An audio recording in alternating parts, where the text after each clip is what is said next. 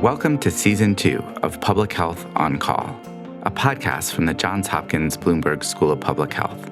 I'm Joshua Sharfstein, Vice Dean for Public Health Practice and Community Engagement, and a former Secretary of Maryland's Health Department. Our goal is to bring scientific evidence and experience to the public health news of the day through informative interviews with scientists, community leaders, policy experts, public health officials, clinicians, and more. If you have ideas or questions for us to cover, please email us at publichealthquestion@jhu.edu. That's publichealthquestion@jhu.edu for future podcast episodes. Today, I speak to Dr. Þorólfur Gudnason, the Chief Epidemiologist in Iceland. Iceland is an island nation of about 400,000 people that has seen fewer than 2,500 diagnosed coronavirus infections and just 10 deaths. We speak about Iceland's strategy in the pandemic, as well as its fascinating research that has shed light on coronavirus transmission and immunity. Let's listen. Dr. Gudnason, thank you so much for coming on the podcast to talk to us about Iceland. Could you take us back to the beginning of the pandemic? What did Iceland do to protect the population? Well, I think, first of all, we had been preparing for a similar event like this for many years. We have been doing extensive preparedness planning with a lot of stakeholders within Iceland. We have made up preparedness plans where we have sort of focused on pandemic influenza. So I think we were quite well prepared in the beginning, and we had involved a lot of institutions, individuals, stakeholders, and activities in Iceland before this epidemic hit Iceland. I think that was the first part. And then secondly, when the epidemic started here in Iceland, I think we had a sort of a focused plan on what we were going to do and how we were going to do it. And we stuck to the plan, and I think that has been successful. What were the key elements of the plan? I think the key element in the planning was from the beginning was that we would, because we were not seeing any medications, we were not seeing any vaccines that might help us, that we would stick to the basic things in epidemiology, meaning that we would use contact tracing, and we did that from the beginning. We had a very strong team, contact tracing team, consisting of police officers and health care officials. We had applied the isolation to infected individuals, and we used quarantine aggressively to all those who were exposed. And also in the beginning, because the influx of the virus to Iceland was mainly from the skiing area and the Alps, from Italy and Austria. So what we did then, when it was apparent to us in the beginning that this was the main influx of the virus to Iceland, that we applied quarantine to all people coming from this area. So that was very successful, and I think the statistics show that about 60% of people diagnosed with COVID-19 in Iceland were already in quarantine at the time of diagnosis. Now, tell me more about the quarantine. What was that like for someone? Well, that was, our contact tracing team. When they contacted the people who were infected, they were asked to provide information on whom they had been meeting up to 2 days before the symptoms started, and then all people after that. We also used the app and the telephone that we asked all Icelanders to download an app into the telephone that would help them to remember where they were at particular times. And that was very helpful. So all those people who were exposed, they were put into quarantine where they were asked to stay home, not to get involved with other people. They might get outside, for example, for 14 days. And if they got sick during the quarantine, they would, of course, contact the healthcare professionals, and they would have a test done. So all these people were tested also infected individuals and people around them were tested. So we had quite an extensive testing to find those who were infected. So I want to ask you one question about the contact tracing and one question about testing. For contact tracing, when you say you had an app, was that an app that was tracking people and notifying you when there was a problem, or was that an app that was really to help with the in-person interviews that were happening? Well, that was just to help people to download the app, and if they were identified as either exposed or infected, they were asked to give the information in the app within the telephone of the individuals to see where they were at particular times for the past 14 days. So it was strictly sort of personal identifiers that were approved before this was done. It took some time to get the app done and download it, but it really helped the individual to remember where they were for the past several days. And how many people downloaded the app in Iceland, or what percent do you think? So approximately 50% of the population did that. Now, a question about testing. Tell us about your testing strategy. Well, what we did initially, we started to do testing on symptomatic people with the typical COVID-19 symptoms. And then we also used another approach. We did a screening, both a random screening within the population and screening around people who were infected. For example, workplaces, and either in towns maybe where individuals were diagnosed. So we had several types of testing, both symptomatic and screening testing. So it was quite clear to us pretty soon from the screening that we were not seeing extensive spread of the virus within the community. And that gave us sort of a relief that we were not dealing with a widespread infection within the society, because at that time we did not know, how many people were asymptomatic carrying the virus, how many people did have mild symptoms and so forth. So that was very helpful. So when you talk about screening testing, you really wanted to get a sense of how far the virus had penetrated in the population. But you're not talking about universal testing. You didn't go out and say, let's test everyone in Iceland every Tuesday, Thursday, and Saturday. No, we did not. We gave people the opportunity and allowed people to come on a voluntary basis to be tested. And also what was done from the beginning, we did some genomic sequencing of the viruses that we identified. And that helped us also in the contact tracing. So we knew how many subtypes of the virus we were dealing with. And also what was found out in the PCR testing, that we could do, or I should say genomic sequencing, that we could see who was infecting who by looking at the sequencing, pattern. Now, one of the most remarkable things about Iceland is, of course, that you've had relatively few cases. I think you've had just a few deaths. How many deaths have you had in Iceland so far? We had 10 deaths. In the whole country? In the whole country. That's about 27 individual per million inhabitants. Now, that certainly is remarkable, but also remarkable is that Iceland has helped the world understand more about the virus. And one of the ways is you just mentioned through the genomic sequencing and the patterns of transmission. You've also done these interesting studies about antibodies. And I wonder if you might tell us some of the things that you've learned in Iceland about the virus and how it's transmitted. What did you learn from those genomic sequences? Well, we learned it has been extremely helpful for the epidemiology, understanding the epidemiology and understanding the restrictions that we have applied, for example, at our borders, whether we are dealing with different types of the viruses, where the virus is coming from, and how the virus is spreading between individuals.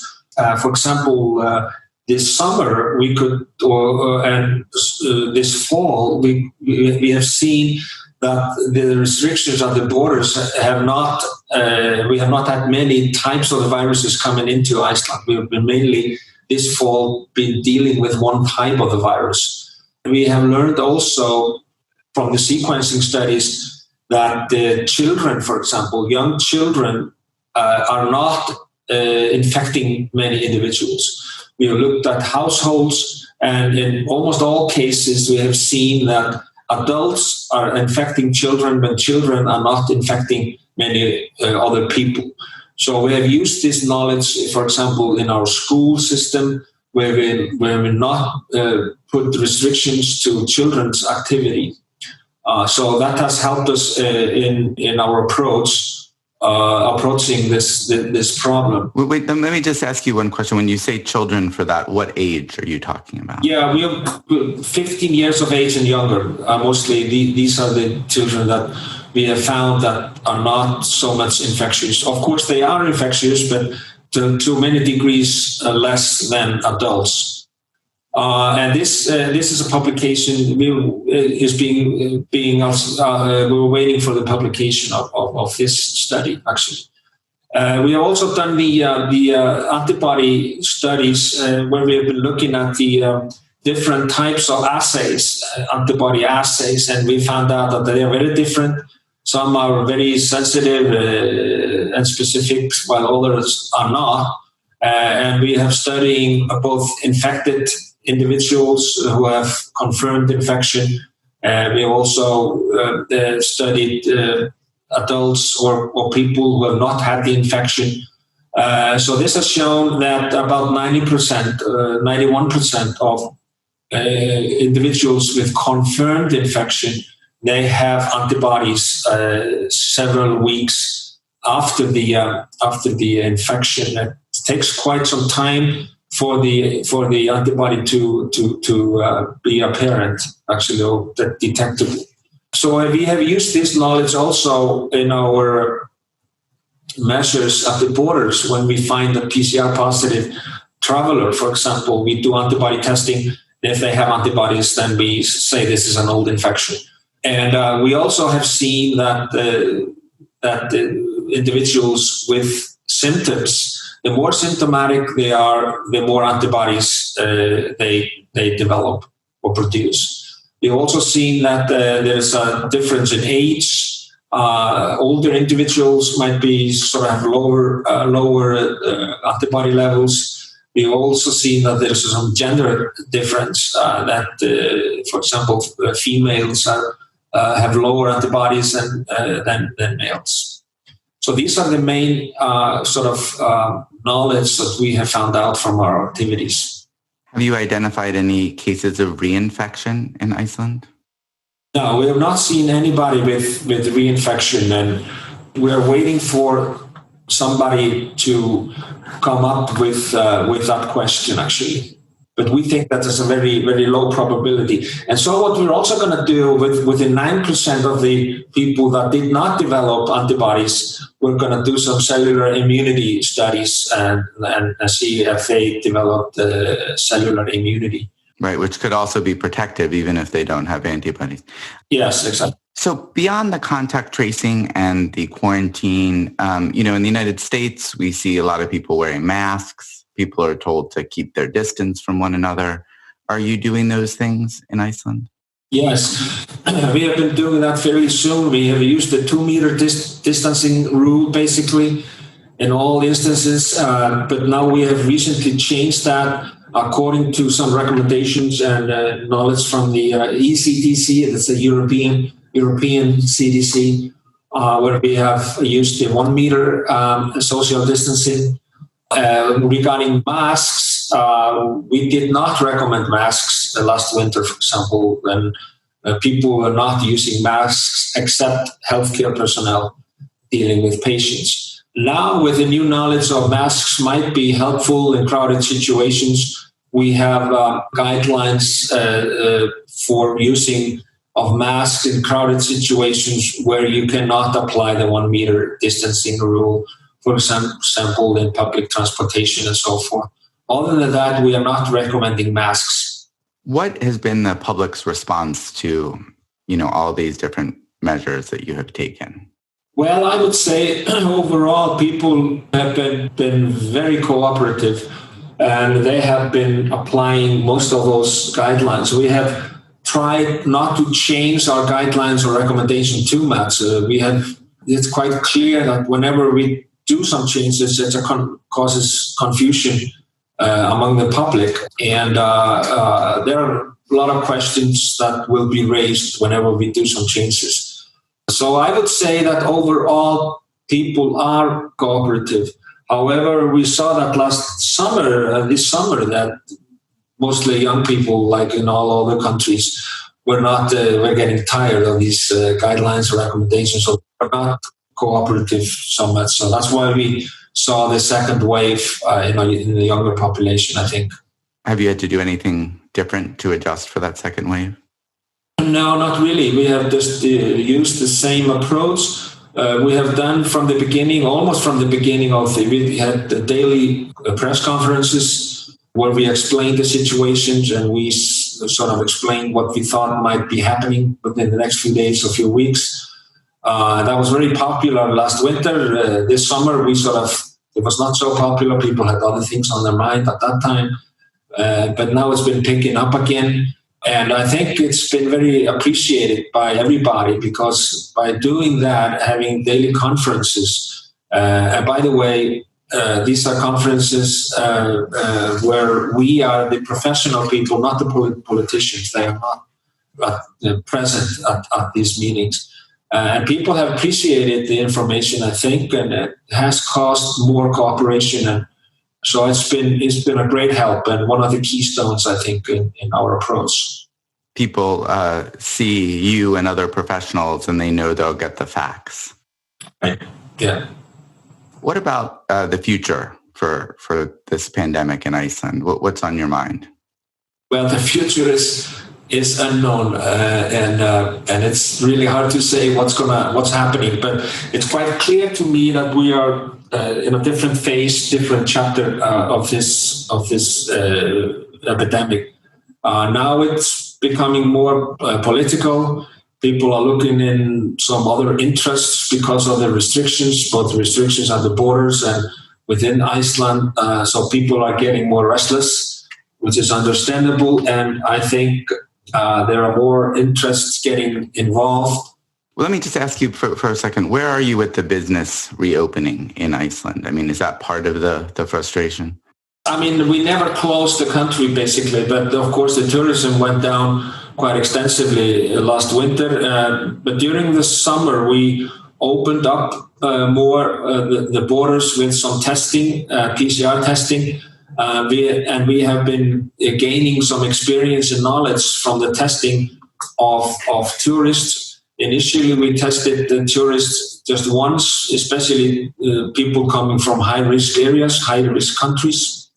Then we changed the approach to doing 2 tests, with first at the day of arrival, and then second test maybe 5 days later. And then we have found out that some people are tested positive at the borders. We have altogether, since June 15th, we have tested more than about 110 people with active virus.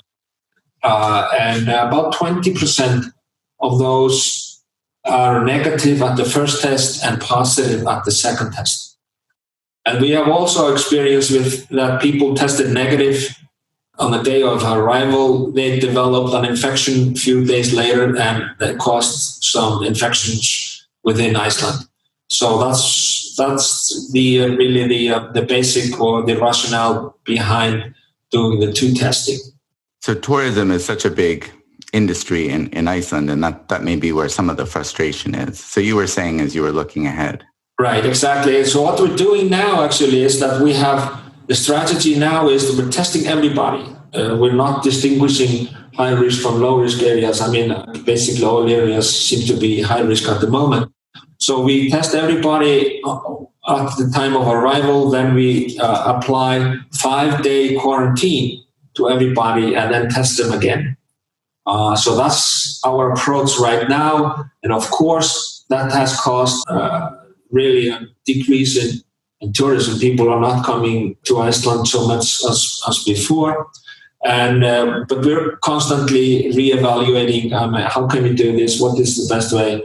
What is really the middle ground between doing too much and doing too little? And that's the big question and big work in Iceland, right?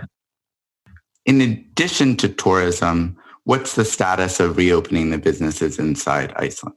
Okay, we have never sort of had a complete close down of any activity in Iceland. We went down to last winter to maximum of 20 people gatherings. We had never closed down schools. We had both daycare and primary schools open with full activity last winter, and they still are. There are restrictions in secondary schools and universities. We never closed down restaurants, but they are allowed to be open until 11 o'clock in the evening. Currently, what we're up to now, we're up to 200 maximum people gathering together and with a 1 meter social distancing. We have been relaxing on these restrictions right now, while other countries around us are putting or using more restrictions than they have been. Well, you're able to do that because you have so few cases right now. Right, exactly. And I think it's a combination of if we are in influx of the virus from abroad, then we can probably be more relaxed within Iceland. Great. And are you looking forward to a vaccine? Well, everybody's looking for the vaccine, but nobody knows exactly when are we getting the good vaccine. Now we have this news from the AstraZeneca about some severe complications or adverse effect that we don't know exactly what that is all about, whether that's going to play a role in this development. But I'm not sure exactly when we will have the vaccine. Nobody knows, I think. Great. So it sounds like you're managing for the possibility that there won't be a vaccine in the near term, but it would be a pleasant surprise. Yeah, well, I'm the pessimist, so I have always said that we're probably not going to get the vaccine until maybe until end of next year. Maybe that would be sort of my optimistic view. But from my previous experience with vaccines and clinical trials and so forth, it takes longer to be absolutely sure that the vaccine is efficacious and safe. Got it. Well, thank you so much for your time, for your great work in Iceland, and for explaining all the activities and results that you're getting. Well, it's my pleasure. Thank you. Public Health On Call is produced by Joshua Sharfstein, Lindsay Smith-Rogers, Stephanie Desmond, and Lamari Morales. Audio production by Spencer Greer, Niall Owen McCusker, Cian Oates, and Matthew Martin, with support from Chip Hickey. Distribution by Nick Moran. Thank you for listening.